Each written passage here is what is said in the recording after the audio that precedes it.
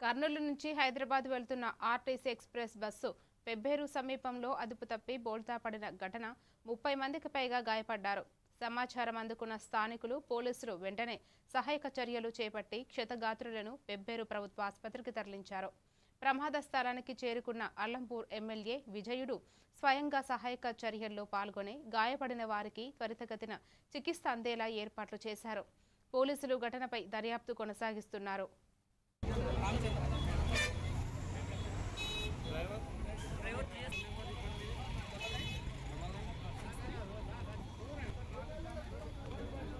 నా పేరు ప్రవీణ్ కుమార్ అండి. నేను కర్నూలు నుంచి వనపర్తికి రెగ్యులర్గా వస్తాను. ఇక్కడ వనపర్తిలో డ్యూటీ చేస్తాను. యాక్చువల్గా ఈరోజు ఆర్టీసీ బస్సులోనే వచ్చాను. పొద్దున 7కి స్టార్ట్ అయింది. అక్కడ వచ్చేటప్పుడు ఏమైందంటే ఇక్కడ ఎర్రవల్లి నుంచి వచ్చేటప్పుడు ఎర్రవల్లి దాటిన తర్వాత బస్సు ఏదో ఓవర్టేక్ చేయడానికి చెప్పేసి లెఫ్ట్ సైడ్ నుంచి రైట్ కట్ చేసినాడు. పూర్తిగా రోడ్డు దింపి ఇట్లా పైకి తిప్పినాడు. లెఫ్ట్ సైడ్ ఉన్న వీల్స్ మొత్తం అంతా ఇట్లా వేసి మొత్తం బస్సు అనేది కింద పడిపోయింది.